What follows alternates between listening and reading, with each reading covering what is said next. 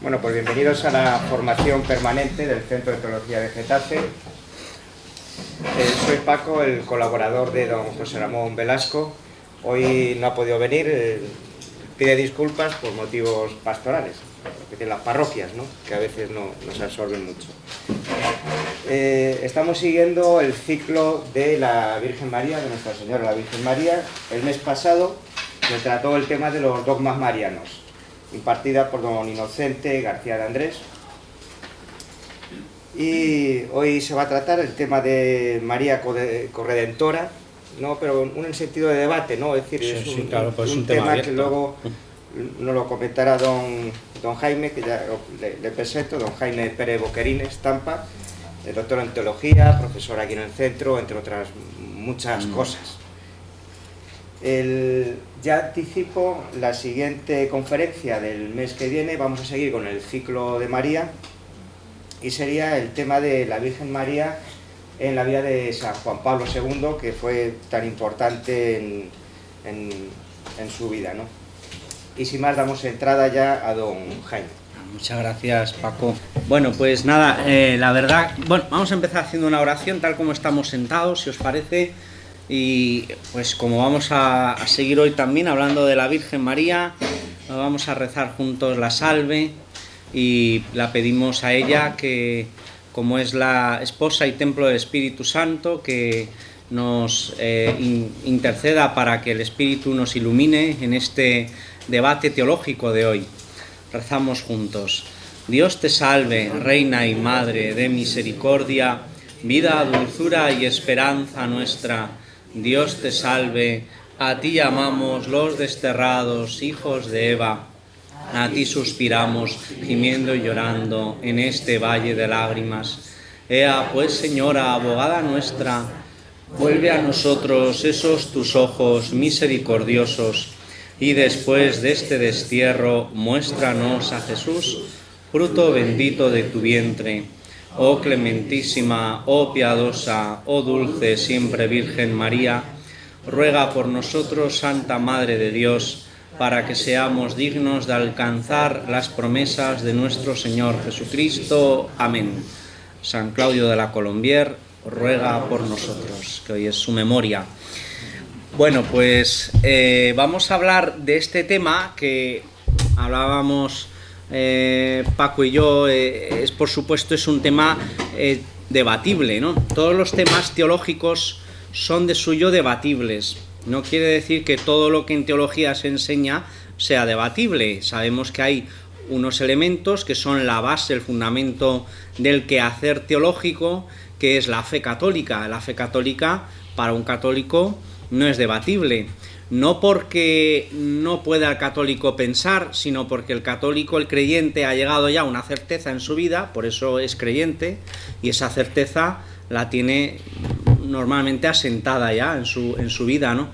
Y la Iglesia así lo propone. Pero es verdad que la Iglesia misma permite que haya ciertos elementos de la reflexión sobre la fe, que son aquellos sobre los que indaga la teología, que se puedan dialogar y no pasa nada. Es decir, que todavía en concreto en el tema de hoy pues no hay un juicio definitivo de la Iglesia sobre esta cuestión, ¿no? Sobre si María es o no corredentora, ¿de acuerdo?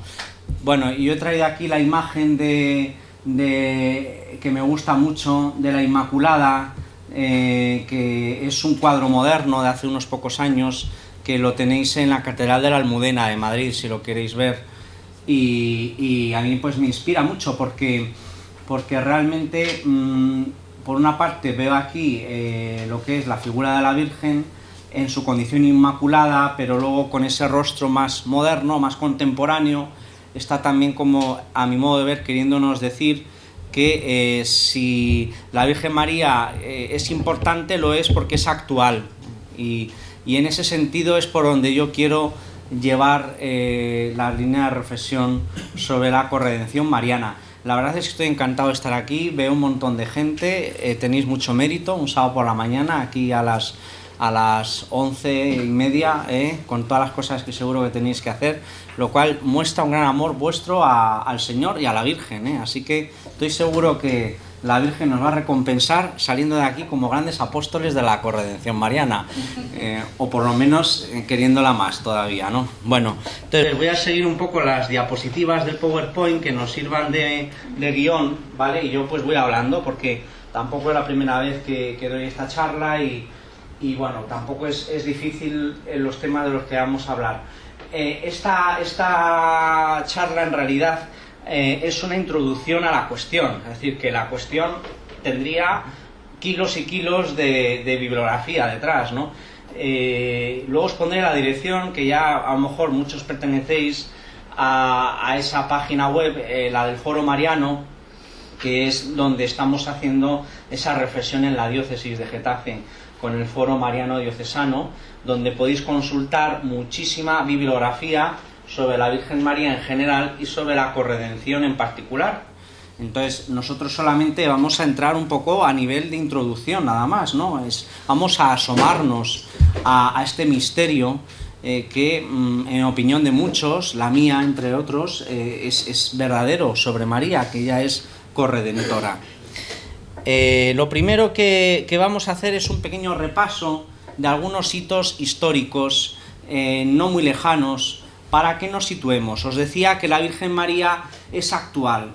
Tampoco hace falta que os lo demuestre. Vosotros, por eso estáis aquí, lo sabéis. Ella, su actuación es actual. No hay que verla como algo reducido al pasado, porque ella está vinculada en todo a su Hijo, a Jesucristo. Y Jesucristo no es una cosa del pasado tampoco, como bien sabemos. Jesucristo está vivo y actúa hoy en día en cada uno de nosotros.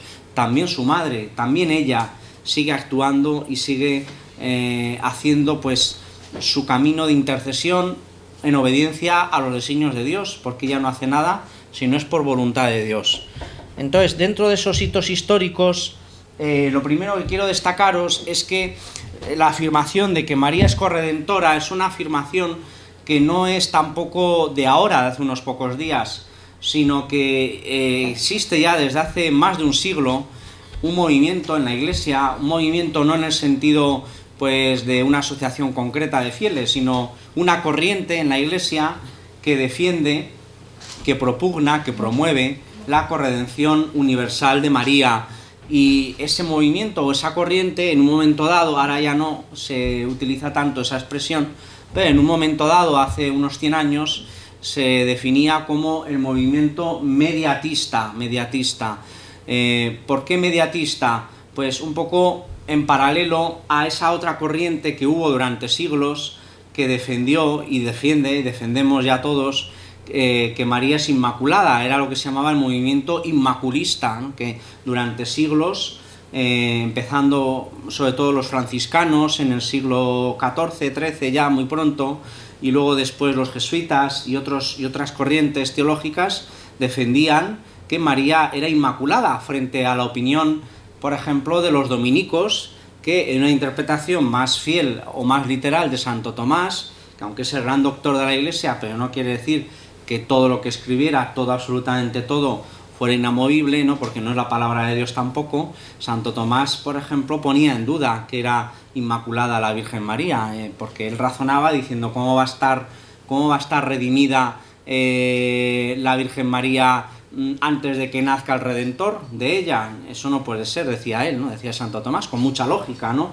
Entonces recordaréis, esto lo habréis estudiado, muchos sois alumnos o todos sois antiguos alumnos del centro en Mariología, cuando sobre todo el franciscano Duns Scoto es el que tiene esa formulación feliz. Dios le pudo y quiso, ¿no? Hacerlo, ¿no? ¿Y por qué pudo y quiso? Pudo y quiso porque en previsión a los méritos de su Hijo hizo que María fuera redimida previamente, ¿no? En previsión a los méritos futuros de su Hijo Jesucristo. Bueno, pero sin embargo ese debate estuvo encendido en la Iglesia hasta que por fin el Papa Pío IX, en el año 1854, ahora pondremos otra de la fecha en el PowerPoint, definió el dogma de la Inmaculada, ¿no? Entonces hubo muchos siglos de ese movimiento inmaculista. Durante un tiempo también largo, pero no tanto, sobre todo a partir del siglo XIX de manera más pronunciada, y siglo XX, hubo el movimiento asuncionista, que era para defender y definir otro dogma mariano, el de la Asunción de María a los cielos, que ese fue también definido, como sabéis, por Pío XII en el año 1950, y ya ahí sentenció el debate, aunque aquí en este tema en cambio hubo un gran consenso en la Iglesia en el momento en que Pío XII lo pronuncia. Pero bueno, es decir, que no es raro que en la Iglesia haya habido movimientos teológicos, espirituales, eclesiales, que hayan creído en buena fe que, sobre todo en relación con la Virgen María, el magisterio tenía que dar un paso. De hecho, pues ya tenemos esos dos precedentes, el movimiento inmaculista y el movimiento asuncionista. Entonces también existe, y ha existido ya desde hace tiempo, el llamado, sobre todo hace unos años, movimiento mediatista, ¿no? Porque defiende la mediación de María, que nosotros también llamamos corredención, que ahora explicaremos un poco más.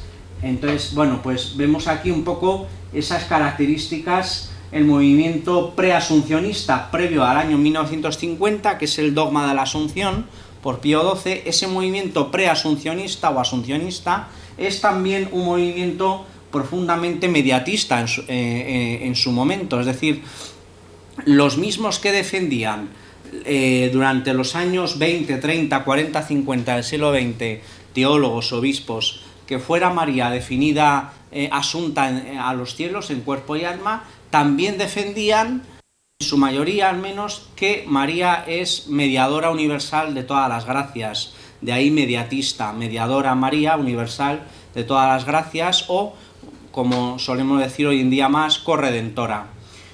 Sobre todo destaca una figura, el cardenal Mercier, que era el arzobispo de Bruselas, y que en el año 1913, pues él pone también los fundamentos más organizados para ese movimiento institucional, incluso ya entre teólogos y obispos en la Iglesia, que se irá poco a poco difundiendo cada vez más a favor de la mediación de María, de María como mediadora universal. Tanto es así que el asunto llega al Papa de entonces, el Papa Pío XI, y pone en marcha 3 comisiones de estudio sobre el tema de la mediación de María: la comisión belga, la comisión española y la comisión romana. La comisión belga, porque Mercier era belga y era, pues, como en ese momento el gran espadachín, ¿no?, de la mediación de María.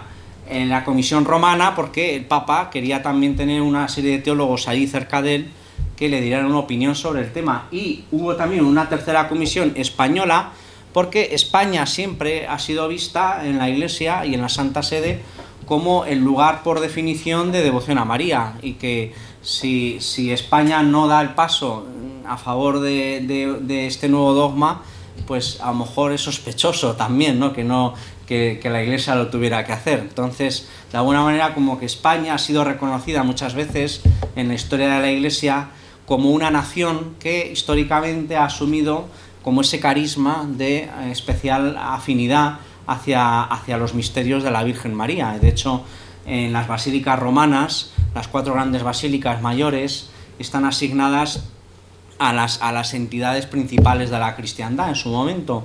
La Basílica de San Juan de Letrán, que es la catedral del Papa, está asignada tradicionalmente a Francia, que era la hija primogénita de la Iglesia, se le llamaba, porque fue la primera nación cuyo rey se convirtió al catolicismo, el rey Clodoveo, en el siglo V, y de hecho todavía hoy el presidente de la República Francesa es canónigo de honor de la Basílica de San Juan de Letrán, y varios presidentes franceses en estos últimos años, Sarkozy, por ejemplo, y también Macron, pues han ido a Roma y han tomado posesión de su canonjía en la Basílica de San Juan de Letrán. Después, la Basílica de San Pablo Extramuros tradicionalmente estuvo asociada a los ingleses, porque bueno, San Pablo es el apóstol de los gentiles y la nación inglesa era como la nación más periférica de Europa también. Y incluso cuando ha habido algún acto ecuménico con los anglicanos, siempre se ha hecho allí en San Pablo. Y San Pedro de Roma, pues está asignada especialmente a los italianos y a los alemanes, porque siempre en la Edad Media se consideraba que Italia era una parte del Sacro Imperio Romano Germánico, donde el emperador a su vez tenía que ser coronado por el Papa para poder ser emperador. Y la otra gran basílica mayor es la Basílica de Santa María la Mayor, que es la basílica de los españoles, donde toda la techumbre de oro, según la tradición, fue revestida con el primer oro que trajeron de América los españoles, y siempre pues estuvo ahí la monarquía española pendiente de todos los intereses de esa basílica. Y según entramos en la Basílica de Santa María la Mayor, podemos ver la figura del rey Felipe IV de España, como pues también lo que es el signo de la implicación de España en la devoción a María. Entonces, si nosotros los españoles no damos este paso a favor de la mediación de María, difícilmente lo dará la Iglesia. Así que pues nosotros tenemos una especial vocación histórica en la Iglesia.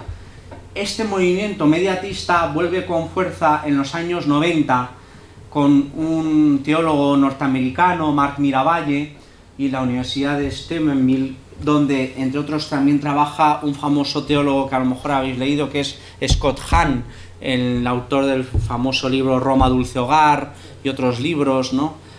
Scott Hahn, que tiene de hecho una escuela bíblica cuyos materiales se usan incluso hoy en día aquí en España. Y bueno, pues a través de esa universidad y de esos teólogos hay todo un movimiento actual que se llama Vox Populi, Mariae Mediatrici, es decir, la voz del pueblo de María Mediadora, y que ha logrado ya que haya más de me parece que son 5 o 8 millones de fieles que hayan firmado en todo el mundo la petición de María Corredentora al Papa, y también muchos obispos, muchos sacerdotes. Es decir, que es algo vivo y actual, ¿no? Todo esto. Entonces, de hecho, nos encontramos ante lo que podemos llamar una era mariana. A mí me gusta decirlo así, porque fijaos, en la Sagrada Escritura yo lo que veo es que la Virgen María siempre aparece más en los comienzos y en los finales. Es decir, en el comienzo del Evangelio con la Anunciación y la Encarnación, en el comienzo de la vida pública, en las bodas de Caná, alentando a su hijo a comenzar el ministerio público, el ministerio de salvación, el ministerio mesiánico, y parece luego como que desaparece y resurge al final, al pie de la cruz, y luego con la primitiva comunidad cristiana, que está en sus comienzos, aparece ella en el cenáculo presidiendo a los apóstoles en el amor. Es decir, si vemos la imagen del cenáculo con los 12 apóstoles, en la última cena aparece Jesús en medio de los 12. Cuando Judas traiciona al Señor, lo sustituyen por Matías, siguen siendo 12. Y después de la ascensión aparece otra vez esa figura de los 12 en el cenáculo, son otra vez 12, es otra vez el mismo sitio, pero en lugar de Cristo está María. Eso algo nos tiene que decir, ¿no?, sobre la importancia que ella tiene. Y de hecho ella está ahí en el comienzo de la vida de la Iglesia. Y luego parece, lo mismo que con la vida del Señor, parece que desaparece, pero la volvemos a encontrar al final del Nuevo Testamento, en el Apocalipsis, en el famoso capítulo 12 del Apocalipsis, la mujer vestida de sol, con la luna bajo sus pies, que es también figura de la Iglesia, esa imagen, pero Juan Pablo II gustaba de decir que es la figura de la Iglesia bajo la forma de María, y a su vez es María en la actuación de la Iglesia. O sea, en esa mujer vestida de sol vemos ese misterio de María y de la Iglesia a la vez, ¿no? Entonces, yo creo que es verdad que la Virgen María aparece en los comienzos y en los finales, que son los momentos difíciles, los momentos de transición. Dicen que un avión, el momento más difícil es el despegue y el aterrizaje, ¿no? Pues lo mismo pasa en la vida humana. El momento más difícil es el nacimiento, es la infancia, es la crianza, y luego es la ancianidad, después ya, el final, ¿no? Son momentos de mayor debilidad también. Y en la misma vida de la Iglesia ha sido así. María estuvo muy presente en las disputas teológicas de los primeros siglos. Ahí tenemos el concilio de Nicea, el concilio primero de Constantinopla, el concilio de Éfeso, donde van dando esas definiciones que ahora os pondré otra vez, donde aparece el misterio de María como fundamental también para entender a Jesucristo. Y ahora, ¿qué pasa? ¿Que estamos en el fin del mundo? Pues no necesariamente, pero desde luego sí estamos en un final de época, eso está clarísimo. Al menos sí, estamos en el final de este mundo, tal como lo conocíamos. En el mundo, digamos, de lo cristiano, tal como lo conocíamos, en el estilo de sociedad que conocíamos, todo eso estamos ya finalizando todo eso, ¿no? Y estamos sin duda en el final de una época larga, ¿no?, de la vida de la Iglesia. Estamos en un final de época y probablemente en el comienzo de otra, que no sabemos todavía cómo va a ser, y por eso pues a veces hay tanta incertidumbre en nuestros días, tanto miedo, ¿no? Bueno, pues no tengamos miedo, porque la Virgen María, justo en este momento de la historia de la Iglesia, está apareciendo con gran fuerza. Por eso decimos que estamos en una era mariana y podemos poner los jalones o los hitos de esa era mariana. Primero, la aparición de la medalla milagrosa en 1830 a Santa Catalina Labouré, que es una hija de la Caridad, que pues ella, siendo apenas pues una jovencita, ¿no?, se le aparece a la Virgen María en varias ocasiones, y en una de ellas le encomienda que difunda la medalla, que por cierto la traigo aquí si luego la queréis ver, de los corazones unidos de Jesús y de María, por el reverso, y por el anverso pues aparece precisamente pues como lanzando unos rayos de gracia, y con los colores de la Inmaculada y con la corona de 12 estrellas, o sea que es también el signo del Apocalipsis. O sea, ella misma se propone, la Virgen, en esa aparición, con esa misma figura del Apocalipsis capítulo 12. Esa medalla hará un gran influjo en la Francia y en la Europa del tiempo, que es una época donde comienza con fuerza ya a verse los frutos de la Revolución Francesa. Ese es el año en que cae la monarquía tradicional francesa y comienza la monarquía inspirada por los masones de Luis Felipe de Orleans, precisamente en el año 1830. Es decir, que es un momento donde va a comenzar con fuerza ya la persecución cultural y social de lo cristiano. Y justo en ese momento es cuando la Virgen aparece, ¿no?, y para dar ánimos y difundir la medalla de la Virgen Milagrosa. Después tenemos, a los pocos años, la aparición de la Salette, o traducido aquí la Saleta. Tenemos, como sabéis, una parroquia en Alcorcón que así se llama, y en 1846 aparece a dos pastorcillos, y es muy curiosa la imagen con que ellos la ven a una mujer llorando. Es decir, que la Virgen María está apenada, está desgarrada por los pecados y por las infidelidades presentes y las que se avecinan contra la fe y contra la Iglesia.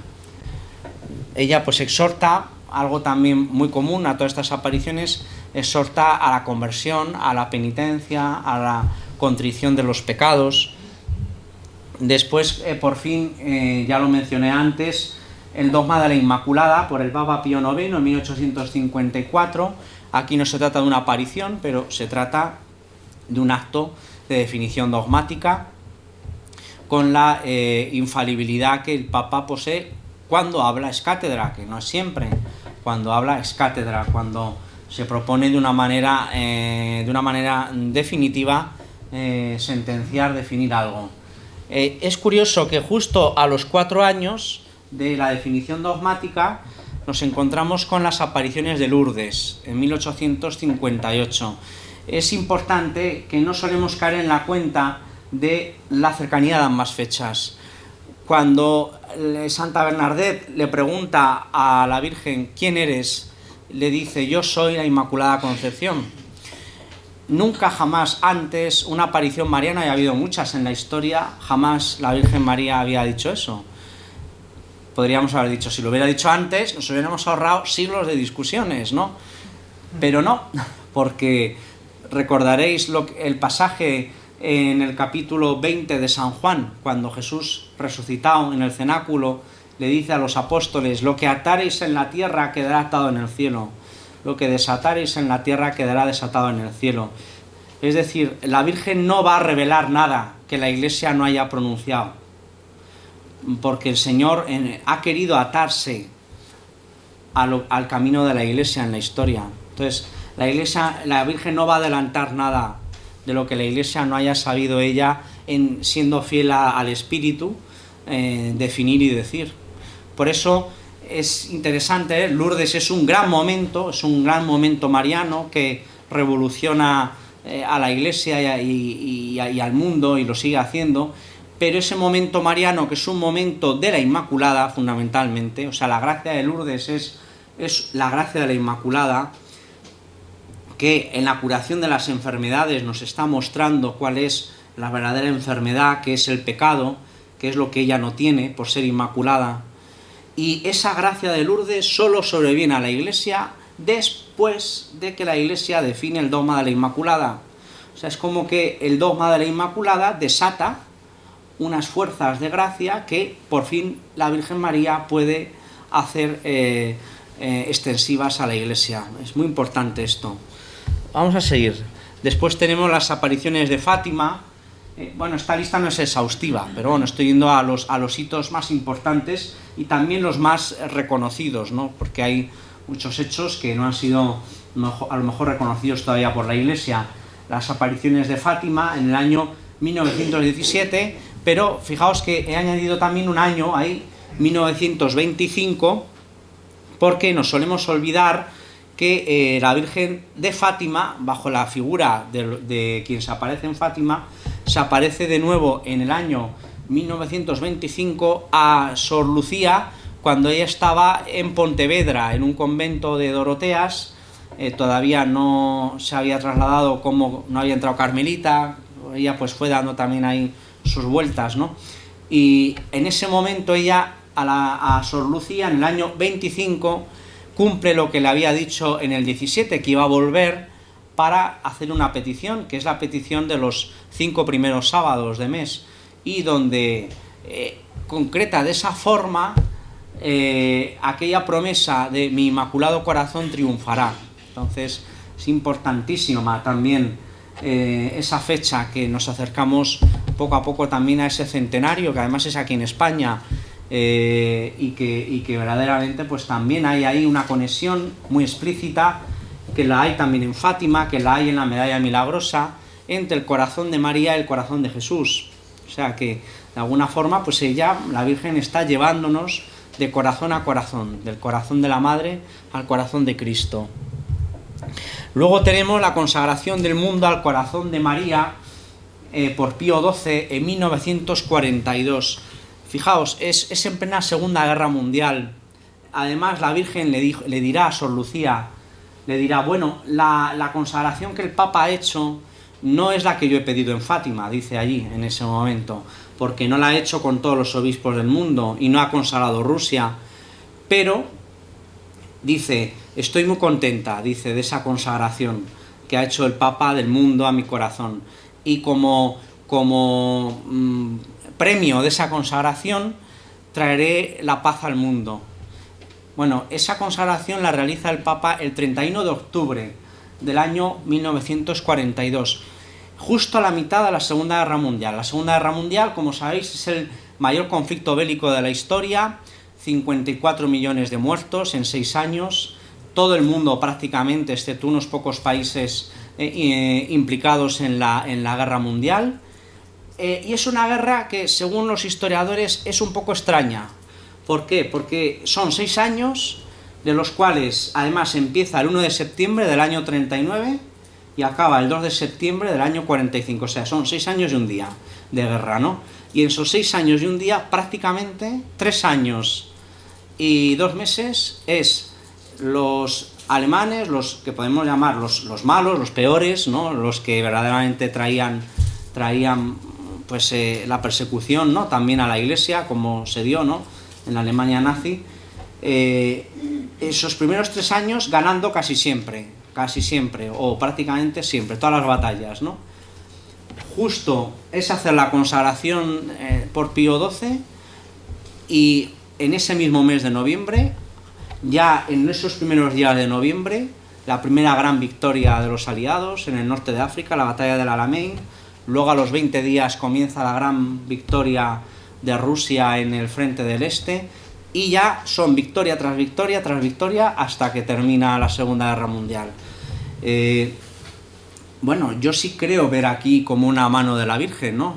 Es decir, ella quiere traer la paz al mundo, pero no la paz del nazismo, que eso hubiera sido mucho peor todavía, ¿no? No es que lo que quedara luego fuera maravilloso, ¿no? Sobre todo en la Europa del Este, con el comunismo, pero bueno, sin duda, pues ella regala al mundo esa paz, bueno, permite a una parte importante del mundo, sobre todo en Europa occidental, pues vivir en libertad, ¿no? Entonces es como un fruto de esa consagración al corazón de María. Después tenemos otros hitos mayores también en cercanía. Pablo VI declara a la Virgen María Madre de la Iglesia en pleno Concilio Vaticano II en el año 64. Por cierto, el Papa Francisco, recordaréis que este título él lo declara fiesta litúrgica hace 2 años, en el año 2018. Es importantísimo este paso del magisterio para el tema que nos ocupa de hoy, de María Mediadora, porque María, Madre de la Iglesia, es muy audaz decir eso. Casi nunca los padres de la Iglesia y los teólogos y los doctores lo habían dicho. Habían dicho que María era la madre de los cristianos, pero como que si decimos que María es madre de la Iglesia, la estamos poniendo en cierta manera aparte y por encima de la Iglesia, ¿no? Es verdad que ella es parte de la Iglesia, lo dice el Vaticano II, muy claro.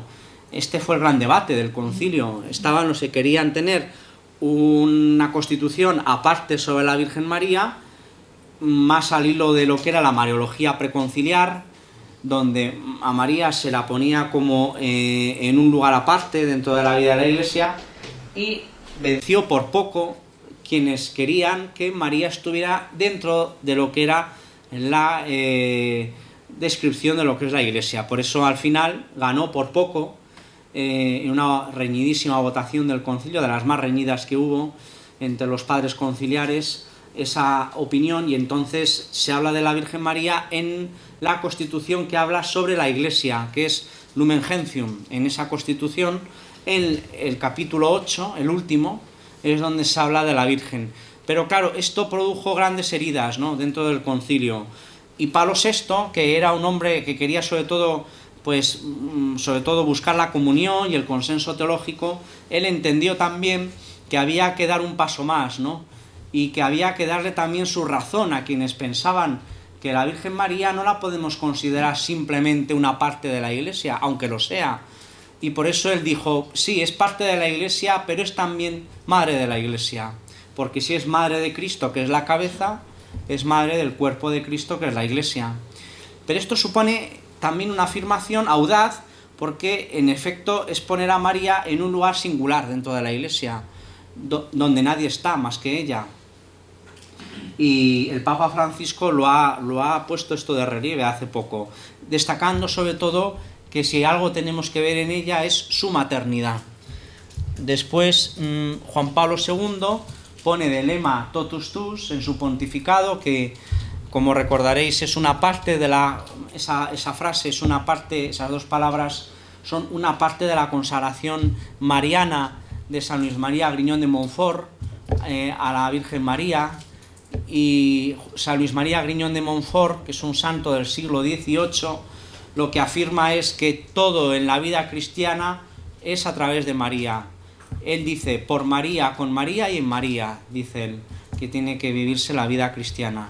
Incluso aunque no nos demos cuenta, él defiende que es así, que es a través de María. Bueno, pues esta afirmación Juan Pablo II la hace suya en el momento en que, en su lema pontifical, escoge las 2 primeras palabras de la consagración mariana de San Luis María Griñón de Montfort, todo tuyo, totus tus. Cuando él sufre el atentado el 13 de mayo, el día de la Virgen de Fátima del año 81, el atentado en el que milagrosamente la bala va dando vueltas dentro del cuerpo humano del Papa, ¿no? Va esquivando los órganos, va haciendo zigzag la bala, cosa que las balas no hacen normalmente, ¿no? Él entiende que hay aquí un favor que le ha hecho la Virgen de Fátima. Y ya después de este atentado es cuando él pide, fijaos, llevaba 3 años de Papa, él comienza en el año 78, es cuando él pide, por favor, que le traigan el tercer secreto de Fátima, que todavía no lo había leído, ¿no? Entonces, de alguna manera es un momento también muy significativo donde el Papa considera que él ya vive como con tiempo de más, o sea, que él tendría ya que haber acabado su vida y la Virgen le ha regalado la vida para para una misión especial, que luego vendrá después con la consagración. Bueno, en realidad me he saltado aquí una, que es la consagración del mundo al corazón de María y de Rusia en unión espiritual con todos los obispos del mundo en el año 84, que esa es, y que aunque hoy hay mucha gente que lo niega, pero bueno, Sor Lucía entrevistada dijo más de una vez, dice sí, el Papa ha cumplido así lo que la Virgen pidió, ¿no? Y de hecho, a partir del año siguiente, de esa consagración, que sucede en el año 84, a partir del año siguiente comienza en la Unión Soviética la perestroika, que es pues el proceso que irá poco a poco desintegrando el comunismo, que caerá en el año 89 de manera pacífica y sin embargo completa con la caída del muro de Berlín y después la disolución de la Unión Soviética en el año 91, de una manera realmente milagrosa, porque nadie se lo esperaba. Bueno, pues luego viene la consagración del mundo, que el Papa repite al corazón de María en el año 2000, con ocasión del gran jubileo del año 2000. Tenemos también la consagración de los sacerdotes al corazón de María por el Papa Benedicto XVI en el año 2010, que es también un momento importantísimo del pontificado del Papa. Y bueno, pues aquí os he traído una imagen que me gusta mucho del corazón de María, también para que descanséis un poco la vista. Todo esto que os vengo a contar es lo que podemos llamar la era mariana de la Iglesia, es decir, hay una presencia importantísima de la Virgen en el magisterio del Papa, de los papas, y también en la vida de la Iglesia.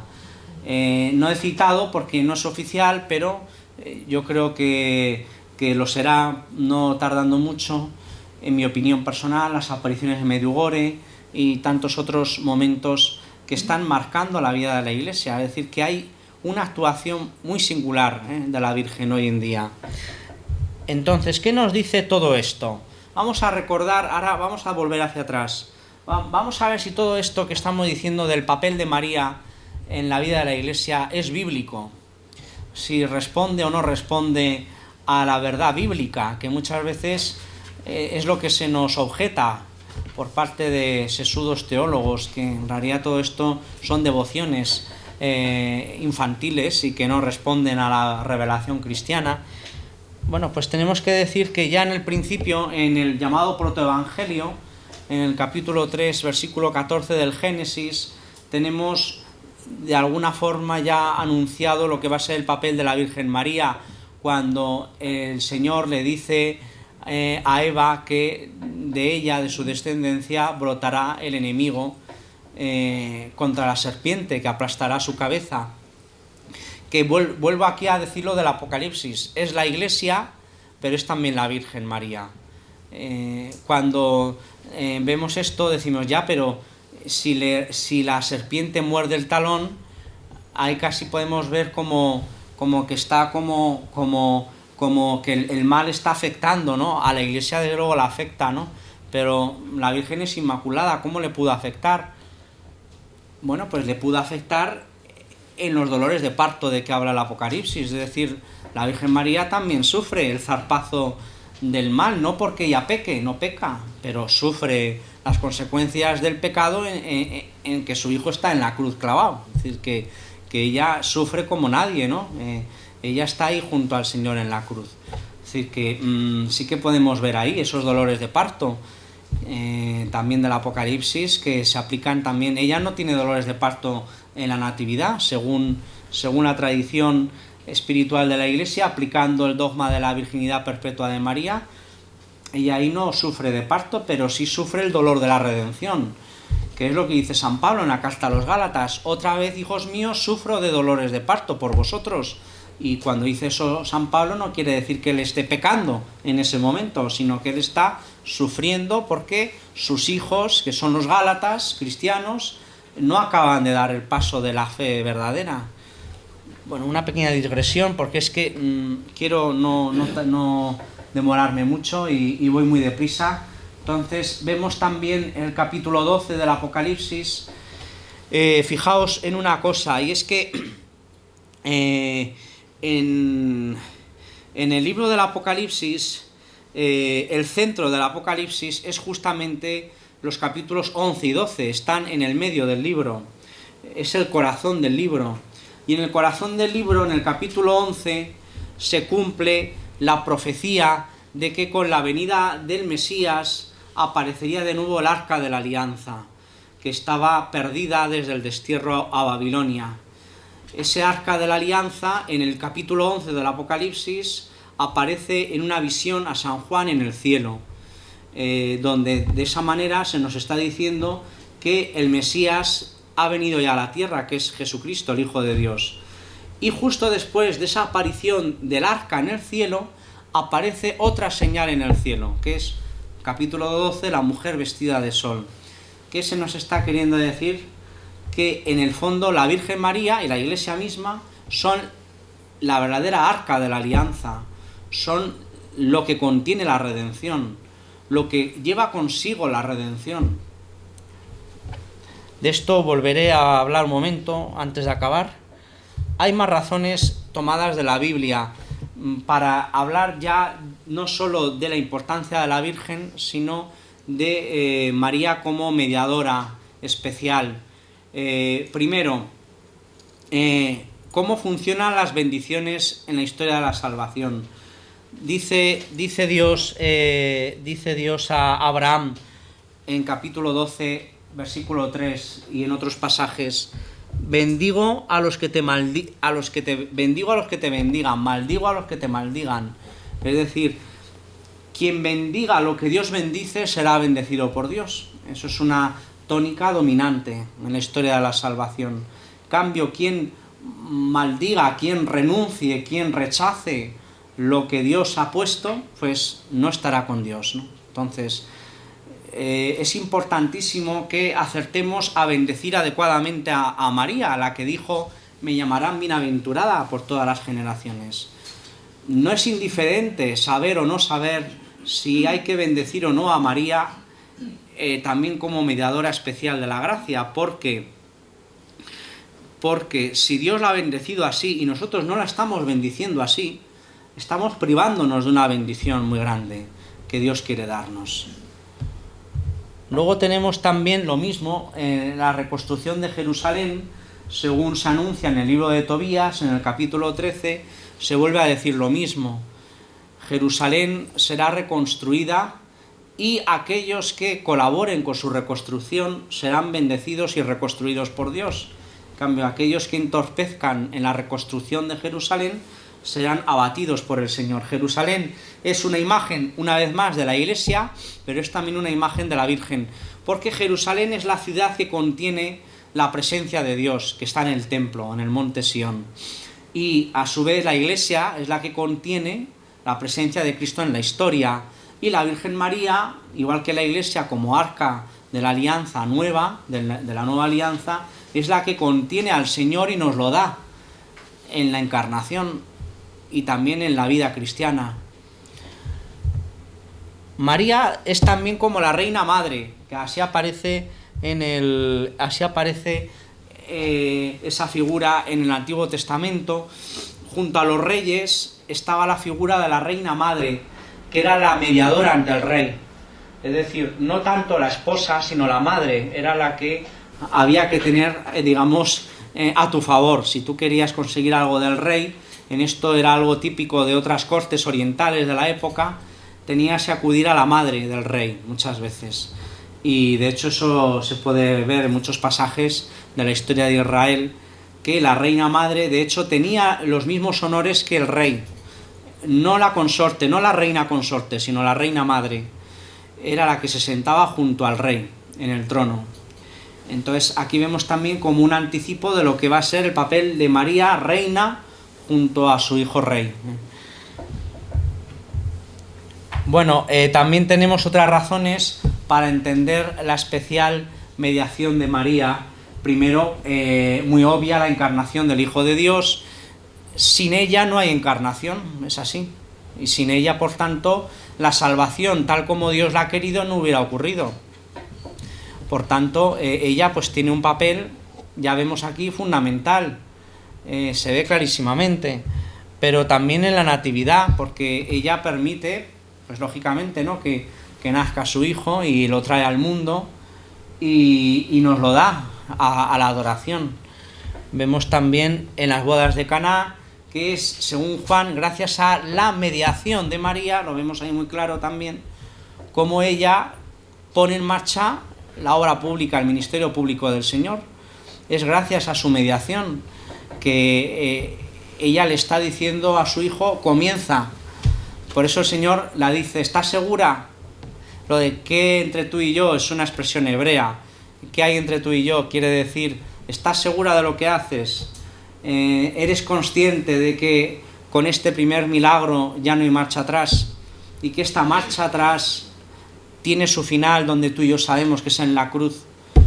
Pues ella está diciéndole, pues sí, adelante, hijo mío, aunque sé que estoy así poniendo en cierta manera el primer clavo de la cruz en tu vida, pero adelante, porque yo también lo quiero, porque yo también quiero que salves al mundo. O sea, a veces vemos a la Virgen María como una víctima colateral de la redención, decir, bueno, esta pobre lo que tuvo que sufrir, ¿no?, y se tuvo que aguantar. No, es que ella también lo quiere. Es que ella también quiere lo que Dios quiere, es que ella también quiere la entrega de su hijo en la cruz. Ella también quiere que su hijo muera por nosotros. Uno dice, bueno, qué barbaridad, vaya madre. No, es que ella quiere a su hijo espiritualmente. Y por eso dice Cristo, ¿quién es mi madre y mis hermanos? Quien cumple la voluntad del Padre. ¿Quién cumple mejor que nadie la voluntad del Padre? Sino María. Ella quiere espiritualmente a su hijo, por eso ella le quiere redentor, porque es a lo que ha venido. Por eso en Caná le dice, adelante, hijo, comienza, que de alguna manera además es la bendición de la madre sobre su hijo, para que José ya no vivía, entonces de alguna forma la bendición paterna pasa a la madre cuando el padre no vive, entonces ella es la que le dice, adelante, te doy mi permiso, es más, te aliento a ello, comienza. Entonces ella es fundamental para la misión de Cristo, ella es la que pone la primera piedra de esa misión. Por eso es importantísimo este pasaje de las bodas de Caná. Luego también la vemos al pie de la cruz, en esos dolores de parto, en ese sufrimiento corredentor. Fijaos, la palabra corredención, que nos asusta, pero según como la tomemos, hay una acepción que es común a todos los cristianos. Ahí me gusta decir que todos somos corredentores. ¿Qué quiere decir corredención? ¿En qué sentido tomamos esta palabra? No en el sentido de segundo redentor. En ese sentido no puede ser, porque solo hay un redentor, que es Cristo, único mediador. Pero solo hay uno, solo Dios es bueno, dice también el Señor. Solo Dios es santo. Solo a Él decimos santo, santo, santo es el Señor en la misa, como lo decían los querubines en el templo, en la visión de Isaías. Pero todos esos atributos de Dios, la santidad, la bondad, la mediación, el Señor, según la doctrina católica, hace que nos incluya a nosotros en todos ellos. Por eso también nosotros podemos y hemos de ser santos con Cristo. También nosotros solo hay un Hijo, el unigénito. Sin embargo, somos nosotros hijos sin el Hijo. Podemos por eso ser también corredentores con el Redentor, no como segundos redentores, no hay más que uno, que es Cristo, sino como colaboradores de la redención. El prefijo co, del latín, significa subordinación. Es como el copiloto de un coche o de un avión. Es el que está al lado, colaborando. La palabra colaborador es la que mejor podemos utilizar para explicar esto. Un colaborador es alguien que colabora, que coopera, pero no sustituye a aquel con quien colabora. Todos estamos llamados a colaborar, todos somos colaboradores del Señor. Primero, en decirle sí a la gracia para salvarnos, porque si no decimos sí, no hay salvación. Aunque ese sí es por la gracia, pero ese sí lo tenemos que dar. A diferencia de la mentalidad protestante, para la cual las obras no valen nada, los católicos decimos sí, las obras son necesarias para salvarse. Obras inspiradas por la gracia. Pero ese sí hay que darlo, si no, no hay salvación. Como decía San Agustín, aquella famosa frase, Dios que te creó sin ti, no te salvarás sin ti. Ayer me contaban que en los periódicos ha salido un señor que ha puesto una denuncia a sus padres porque le trajeron al mundo sin pedirle permiso. Y entonces les ha pedido una indemnización. Bueno, pues Dios que te creó sin ti, no te salvará sin ti, ¿no? Entonces, pero no solamente somos colaboradores con nuestra propia salvación, sino con la de los demás. De ahí la necesidad del apostolado. Ahí tenemos a San Pablo. Completo en mi carne lo que falta a los dolores de Cristo, dice él. ¿Qué más corredentor que eso? Completo en mi carne lo que falta a los dolores, a la pasión de Cristo. ¿Es que falta algo? Sí, falta que acojamos esa redención. Eso es ser corredentores. Entonces, todos somos corredentores. María lo es, por lo menos como los demás, al menos eso. La cuestión que hay que dilucidar es si lo es de un modo especial, que solo lo es ella. Eso sería lo que podríamos decir como corredentora aplicada a María. Después tenemos, lo vuelvo a mencionar, la presidencia carismática de María de los apóstoles, porque la presidencia institucional es la de Pedro, él es el príncipe de los apóstoles, pero en María se da esa presidencia carismática, esa presidencia en la oración, en el amor, junto con los apóstoles, y por eso, por la presidencia carismática de María sobre los 12, siendo ella por tanto la 13, es muy importante a mi modo de ver que la Virgen de Fátima se apareciera el día 13 de cada mes, ¿no? Porque ella es la 13, ella es la que está junto con los 12, ella es la que completa con los 12 la expectativa del Espíritu Santo y que así se puede producir sobre el cenáculo. Después tenemos unas razones eclesiales para hablar de la especial mediación o corredención de María, porque si entendemos que todos somos mediadores y corredentores, no decimos ninguna burrada diciendo que María lo es. La cuestión es decir si ella lo es de un modo especial. Bueno, vuelvo a mencionar lo que he dicho antes. Es importante que si lo es, lo digamos que lo es, porque hasta que la Iglesia no lo defina, hay unas gracias que el Señor está esperando derramar que están retenidas todavía y que no puede todavía dar al mundo hasta que no se diga y se afirme de María lo que de verdad es. Luego hay una razón ecuménica. Muchas veces se considera que esto haría contra el ecumenismo. De hecho, esto fue lo que lo paró. En los años finales de los 90 y primeros años 2000 llegó hasta Juan Pablo II la petición, ¿no?, de que ella fuera declarada María Corredentora. Pero mirad, los últimos años de Juan Pablo II, ahora se está viendo con claridad, fueron años de gran santidad de él, pero debido a sus enfermedades, fueron años también donde mucha gente lo manipuló al Papa, ¿no? Y por eso pues muchas cosas que se podrían haber corregido pues no le llegaban a oídos del Papa. Esa es una de las principales razones, dicen seguramente, de que el Papa Benedicto renunciara, porque cuando él se empezó a ver muy mayor, dices que yo no quiero que me hagan lo mismo que yo he visto que le han hecho a Juan Pablo II, que es manejarme, ¿no? A Benedicto XVI no le maneja a nadie, ¿no?, con lo inteligente que es, y por eso da el paso de la renuncia. Entonces, ya en esos años últimos hubo una petición de que todo esto se parara. A veces oiréis decir, quizás de alguien que ha oído campanas, de que Juan Pablo II lo paró. En realidad él no lo paró, él no tuvo oportunidad de verlo mucho, ¿no?, el tema, ¿no?, sino que hubo una intervención de la Secretaría de Estado Vaticana prohibiendo que a los teólogos marianos que siguieran hablando sobre la corredención de María. Y entonces, desde ese momento eso quedó ahí paralizado, ¿no? Pero no ha habido una especie de negación por parte de la autoridad del Papa de esto, ¿no?, sino que pues ha habido como unas intrigas y unas objeciones a veces pues muy humanas, ¿no? A veces por miedo a que esto pudiera desencadenar reacciones contrarias. Ahora, según la verdadera visión de lo que es el ecumenismo como búsqueda de la unión entre todos los cristianos, lo que dice el Papa Juan Pablo II en Unum Sin, que es donde en esta encíclica donde habla del ecumenismo, en el fondo el ecumenismo no es relativizar lo propio, sino que cada uno ponga la verdad de lo que Dios le ha manifestado en su vida, la identidad de cada uno, ponerla en conversación y ver cómo entre todos podemos lograr una verdad que es la misma, que no renuncias a la tuya, pero que de alguna forma completa con lo que el otro también propone, ¿no? Eso es el ecumenismo. Por tanto, el ecumenismo no es disimular la verdad, sino pronunciar cada uno la verdad que uno entiende que viene de Dios.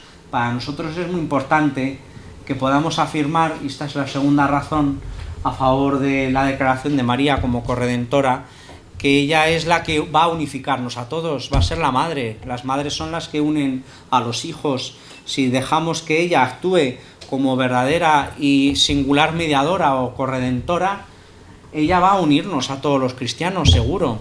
No hay que temer la desunión por parte de la Virgen María y de su intercesión. Y luego pues hay razones espirituales, la promesa de que el Inmaculado Corazón de María triunfará, que en parte se ha cumplido ya con la caída del comunismo. Es verdad que hay voces que dicen, bueno, pero el mundo no ha conseguido la paz universal. Y bueno, es que la Virgen de Fátima no dijo que iba a venir la parusía, o sea, ella no dijo eso, ella dijo pues que el mundo tendría algún tiempo de paz, tendría algo de paz, ¿no? Más de la que hubo cuando el comunismo imperaba, ¿no? Pero ciertamente esa promesa tampoco ha quedado ya abolida, ¿no?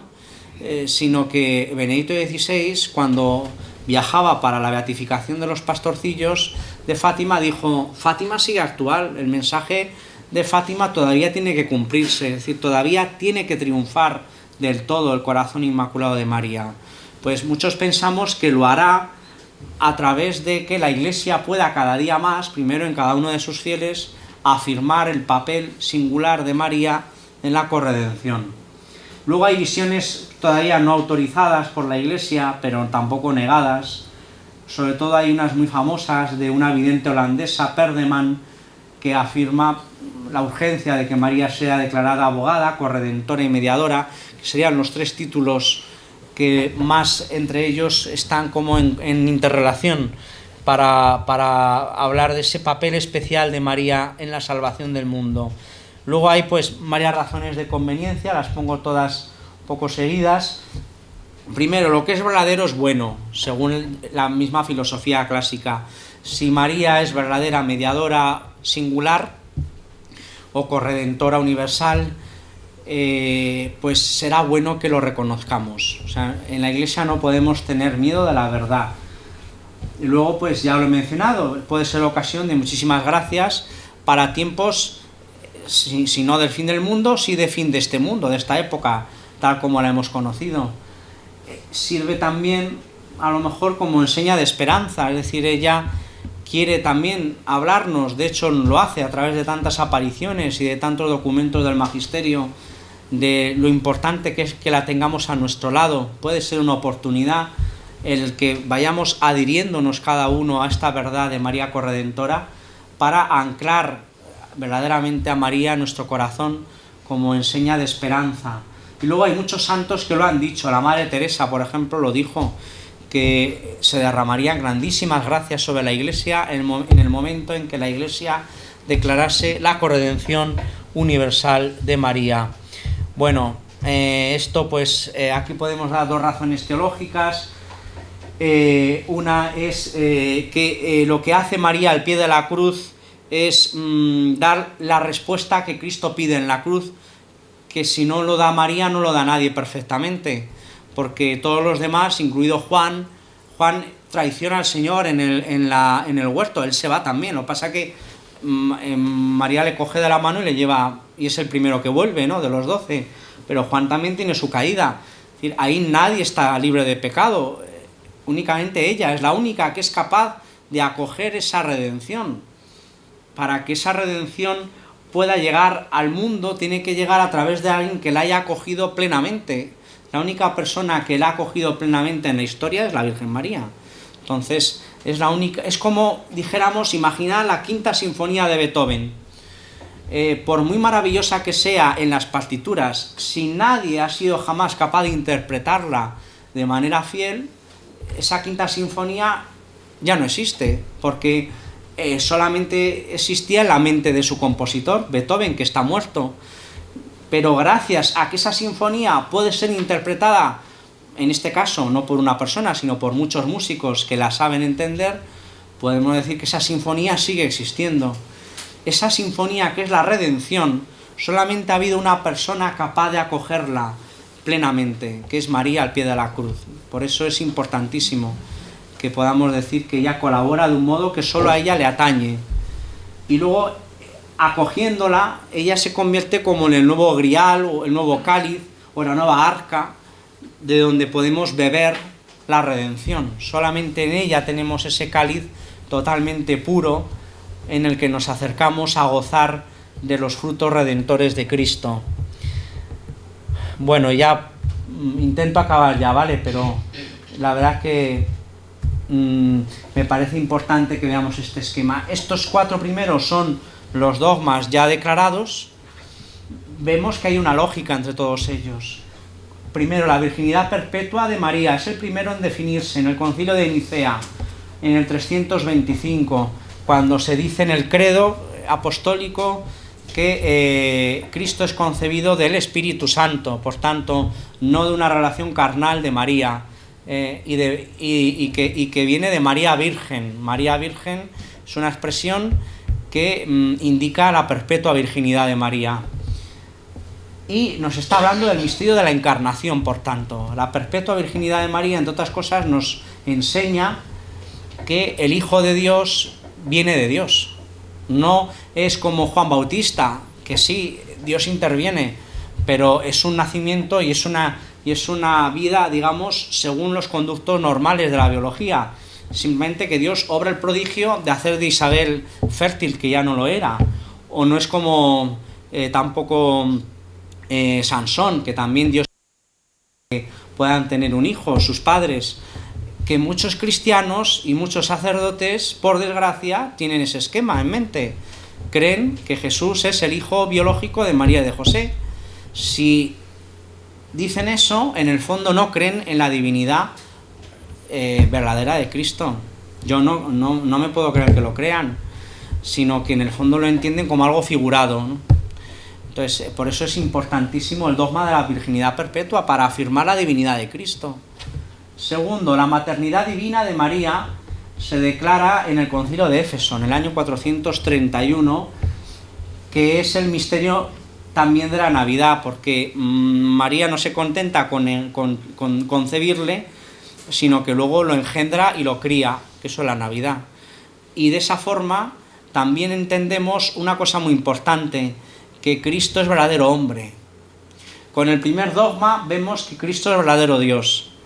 Pero con el segundo de María entendemos que Cristo es verdadero hombre, que por tanto tiene una madre humana que le cría y le educa humanamente. Si, según la famosa afirmación de San Atanasio, si Cristo no hubiera sido Dios, no tiene fuerza para salvarnos. Sin el primer dogma mariano, Cristo no tiene poder. Sin el segundo dogma mariano, si Cristo no hubiera sido hombre, por muy fuerte que sea como Dios, su salvación no nos alcanza, porque no hay conducto para que nos alcance.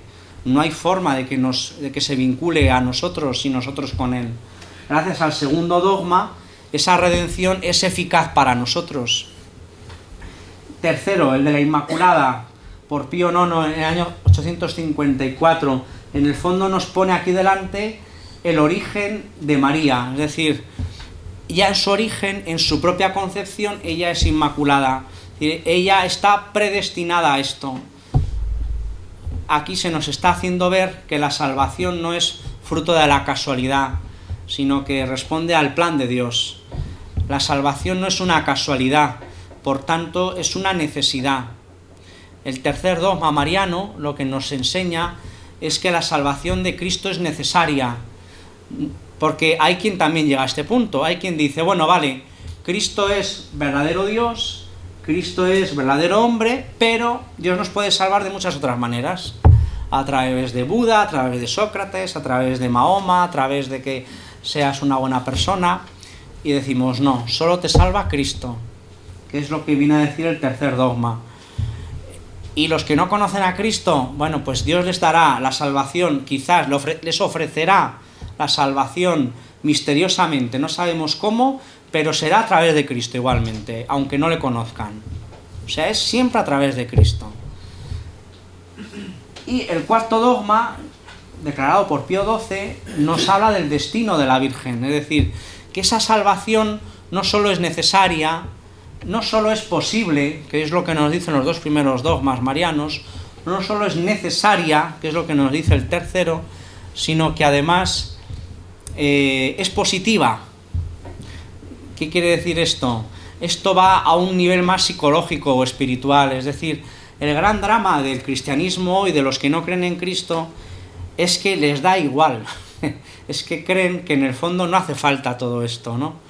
Y nuestra tentación es llegar a dudar de que al final pues todo esto sea para el bien de las personas, ¿no? Y sin embargo solamente las personas llegarán, digamos, a ser felices aquí y sobre todo en la vida eterna si asumimos que esa salvación es positiva para ellos, no solamente que no hay otra, que es necesaria, que no hay otra más que ella, sino que además es el mejor bien para el hombre, porque lo vemos en la Virgen María, cómo ella termina en el cielo con toda su humanidad, cuerpo y alma, gloriosa, feliz, reinando con Cristo, que es a lo que estamos destinados. El destino de María es el nuestro también. Y por último, el quinto dogma, el de la corredención universal, que lo podría declarar un papa o un concilio aprobado por un papa, es el que viene a rellenar un hueco que en esta historia de María y de la salvación ha quedado. Hemos visto el papel de María al comienzo de su propia vida, o el final de su propia vida, el comienzo de la Iglesia, después de la resurrección y ascensión del Señor al cielo. Hemos visto el papel de María en los comienzos de la vida del Señor. O sea, aquí vemos un poco los misterios de gloria en el cuarto misterio, los misterios de gozo en el primero y el segundo dogma, ¿no?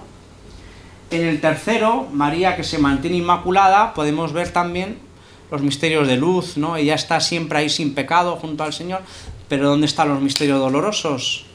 ¿Dónde aparece el papel de María en lo más importante, que es la redención? Ahí desaparece, ahí ella no tiene nada que decirnos sobre lo que ella hace ahí.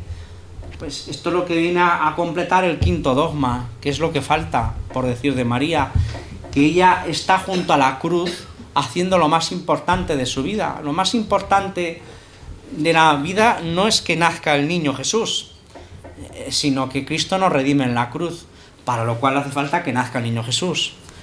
O sea, ¿cuál es la fiesta más importante de la vida cristiana? La vigilia pascual, la redención de Cristo. Y ahí, sobre la Virgen, no podemos decir nada, no hay nada especial que decir sobre ella en ese momento. Así como de repente ella no tiene nada especial, es una más. Pues muchos creemos que no es una más, que ella es una colaboradora especial, asumiendo esa redención en sí misma, sufriéndola y haciéndola suya en su corazón compasivo. Bueno, este es el logo del Foro Mariano.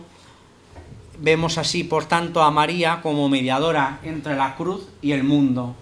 Ella media junto con su hijo mediador, pero ella está ahí colaborando con él, con una colaboración que es imprescindible. Eso sería la posible definición de que María es corredentora. Ella no es la causante de la redención, ella es la colaboradora de la redención, pero su colaboración es imprescindible. La nuestra es importante, pero es prescindible. Si nosotros no somos fieles al Señor, el Señor seguirá haciendo su obra sin nosotros.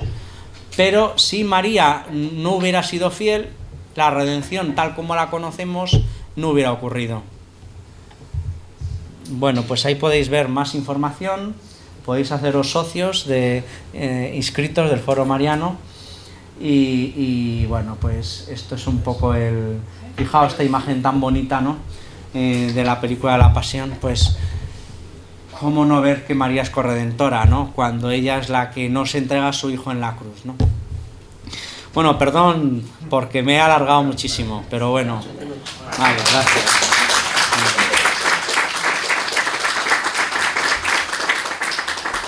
¿queréis preguntar alguna cosa? A ver. Sí. Yo quería preguntar, si no me equivoco fue el día 12 de diciembre. A ver, ¿el santo? El 12 de diciembre, el Papa Francisco, en la homilía, que era la Virgen de Guadalupe, hizo un comentario. Ah, sí, famoso comentario, sobre sí. todo que la Virgen María, pues que es discípula. Sí. Sobre todo... Bueno, ahí hay una en el blog del Foro Mariano hay una, en la web del Foro Mariano hay 3 blogs, y uno de ellos que se llama El Jardín de María, creo recordar, el jardín, empieza con el jardín, es el Jardín de María. En ese blog, Agustín Jiménez, que bueno, muchos le conocéis, profesor de San Dámaso, sacerdote de nuestra diócesis, hace una reflexión sobre eso, que yo te la resumo, ¿no? Ahí lo que dice es que es verdad que el Papa probablemente no sea partidario de definir el dogma de la corredención, pero bueno, eso ya lo sabíamos, porque lleva 7 años siendo Papa, y si lo hubiera sido partidario lo hubiera hecho, o sea que, pero eso no tiene nada de extraño, o sea, el dogma de la Inmaculada, muchísimos papas pasaron y no eran partidarios, pero no quiere decir que no se pueda en el futuro definir, ¿no? O sea, el Papa en lo que insiste es que la María no es una superestrella. O sea, María está unida al Señor, o sea, ella nos lleva a Cristo y no es una segunda redentora, y no puede haber un cristianismo de María sin Cristo, es lo que en el fondo viene a decir en su homilía de ese día, y en eso estamos totalmente de acuerdo. O sea, entender la corredención de María adecuadamente es entender que ella es la colaboradora del Señor y que no sustituye a Cristo, sino que al revés, nos lleva más a Cristo. Entonces lo que dice el Papa no es contrario a lo que podemos entender por María corredentora. Lo único en lo que puede ser contrario es que muchos opinamos que no solo es corredentora, sino que debería ser definida como tal. Porque hay quien piensa, bueno, yo sí creo que es corredentora, pero no hace falta que se defina ese dogma, ¿no? Que eso es un enredo y que nos vamos a meter en líos con los protestantes y tal.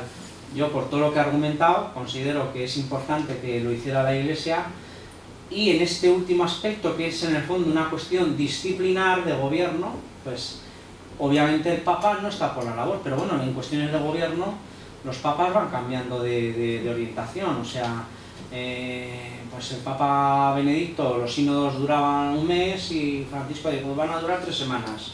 Y con Juan Pablo II la curia era de una manera y con Pablo VI era de otra. O sea que en cuestiones de gobierno, pues las cosas van cambiando, no pasa nada. O sea, muchas veces tenemos que tener un poquito de madurez. O sea, el Papa es el vicario de Cristo, hemos de respetarle, sobre todo el magisterio. El magisterio, aunque sea el magisterio ordinario, que no define, es cátedra, o sea que el magisterio ordinario hay que interpretarlo a la luz del magisterio precedente siempre, pero bueno, hay que asumirlo, hay que integrarlo, hay que esforzarse por hacerlo nuestro, pero luego está lo disciplinar, que no es que haya que decir, pues yo estoy en contra del Papa, no, pero bueno, son decisiones humanas, prudenciales, y en eso pues tenemos que tener una madurez de decir, bueno, pues si este Papa no lo ve, pues santa paz, a lo mejor otro lo verá más adelante. Eso ha pasado siempre, o sea que ya os digo, el dogma de la Inmaculada, el de la Asunción duró menos tiempo, pero durante muchos siglos se estuvo diciendo venga, venga, venga, y cada papa que iba pasando decía, pues yo no lo veo, pues ya está, no pasa nada, pues ya lo verá otro. O sea que eso, si quiere, y si no, pues mientras la Iglesia no diga prohibido defender esto, lo podría decir, o sea, podría declararlo herejía. Es decir que María es corredentora, no en el sentido que sí que ya ha dicho el Papa que lo es, de que es una segunda redentora, eso es una herejía, sino en el sentido que decimos aquí, de colaboradora imprescindible de la redención. Mientras la Iglesia no diga que es una herejía, hay libertad de opinión en la Iglesia, ¿no? Y unos pueden decir una cosa, otros pueden decir otra, ¿no? Y ya está, y ya se verá, si Dios quiere que la Iglesia dé ese paso. La Madre Teresa estaba convencida de que ocurriría, así que yo también. Yo no soy tan santo como la Madre Teresa, pero yo estoy de acuerdo con la Madre Teresa. ¿Qué más? A ver, más preguntas. ¿Lo tenéis todo claro? Las apariciones. ¿Esa cuándo crees que serán ya oficiales? Igual que las apariciones de Medjugorje. ¿Qué era? Las apariciones, sí. ¿Cuándo serán ya más o menos? Ah, las de Medjugorje, dices. Sí, bueno, pues no lo sé, ya sabéis que hay una comisión. Esa comisión, pues, o sea, vienen a distinguir las primeras de las que vienen luego, ¿no? O sea que, me parece que esto ya ha salido algo también, ¿no? O sea que parece ser que la tendencia es a considerar aprobadas son las 7 o las 10 primeras. O sea, el problema de Medjugorje, la gente pregunta, ¿cuándo se va a definir la Iglesia? La respuesta es otra pregunta, ¿cuándo va a terminar Medjugorje? Porque hasta que no terminen las apariciones, la Iglesia no puede dar un juicio definitivo, porque no es un hecho cerrado. O sea, es necesario para que la Iglesia dé un juicio que eso se termine. Puede hacer una cosa, que es dar por cerrado, o sea, el fenómeno de los primeros días, los primeros meses, y examinar eso aparte, ¿no? Pero tiene también un peligro, ¿no? Es decir, ¿y cómo considerar lo demás, no? Entonces, el problema de Medjugorje es que hasta que no termine del todo, la Iglesia no puede definirlo del todo.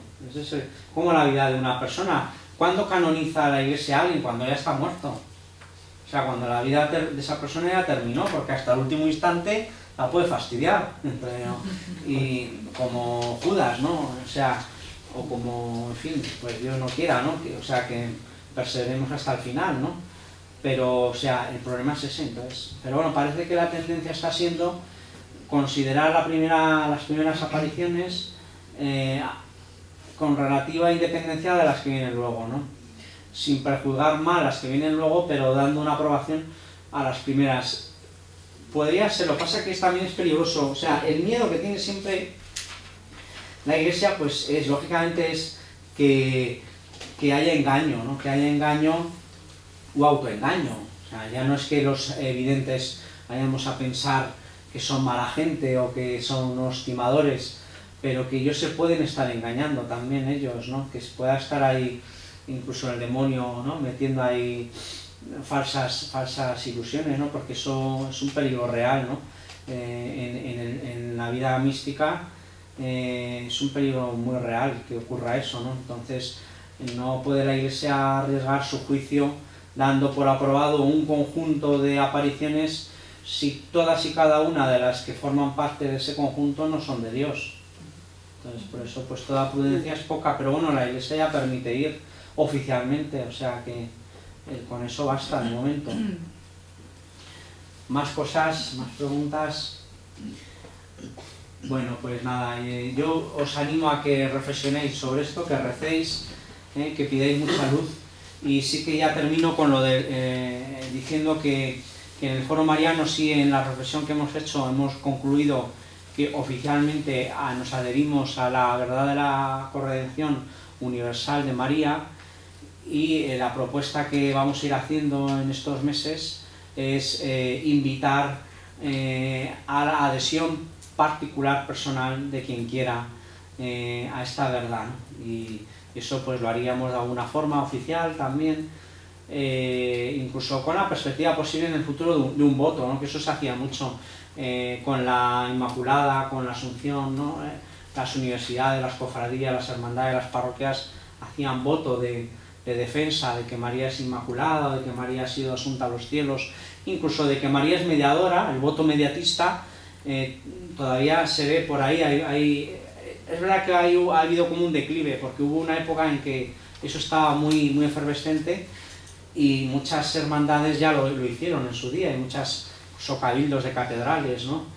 Entonces, pues bueno, de eso ya iremos hablando en la diócesis y os animaremos a dar ese paso. Si veis que el Señor os lo pone en el corazón. En el Foro Mariano hay más de 500 personas inscritas, y 2/3 aproximadamente o más, cuando se les ha preguntado al inscribirse, eran favorables a la corredención. O sea que tenemos más de 300 o casi 400 personas en la diócesis que lo han asumido como propio. Pues vamos a terminar, sí, Paco. Una cosilla. Antes de nada, agradecer a don Jaime su presencia, ¿no? Nos ha agradecido, no nosotros, pero él también ha tenido que hacer un esfuerzo y la agenda que hace un huequecillo, ¿no? Os agradece muchísimo. Y también a vosotros por estar aquí, porque si no estáis vosotros no podríamos tener las sesiones de conferencias. Entonces, si podéis venir, aunque luego a través del el aula del corazón de Cristo, ¿no? Que nos hace la grabación. Tienes el director. El jefe lo tienes ahí. Pues aunque tengamos la posibilidad de gracias a Montserrat y José, porque gracias a vosotros está llegando muchísima información a la diócesis de muchos actos y eventos. Efectivamente, porque eso es un fin evangelizador muy grande, ya no solamente los que estamos asistentes, sino los que no pueden venir y estar en otros lugares. Recordar también el 14 de marzo tenemos ya la siguiente conferencia del ciclo de María. Ha hecho ya un poquitín la introducción don Jaime, ¿no? Que es la presencia de la Virgen, ¿no? En la vida de Juan Pablo II, que no lo ha expresado tan bonito. Y también se va a colgar el vídeo en el blog de alumnos de Teología de Getafe, para que también tengamos acceso a él. Y nada más, don Jaime. Pues acabamos, si queréis, rezando el Ángelus. El ángel del Señor anunció a María: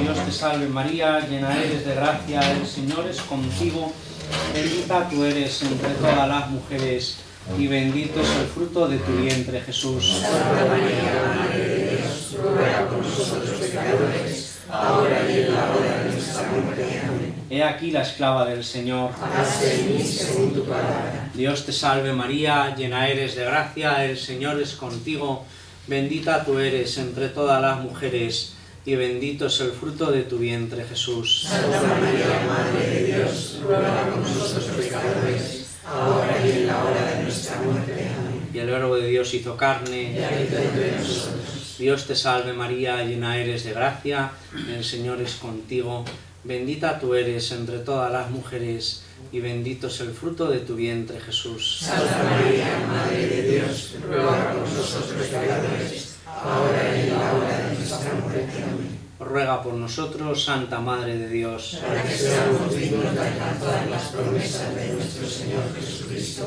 Amén. Oremos. Infunde, Señor, tu gracia en nuestros corazones, para que los que, habiendo conocido por el anuncio del ángel la encarnación de tu divino Hijo, lleguemos por su pasión y su cruz a la gloria de la resurrección, por Jesucristo nuestro Señor. Amén. Sagrado Corazón de Jesús, en vos confío. Inmaculado Corazón de María, Sea la salvación del alma mía.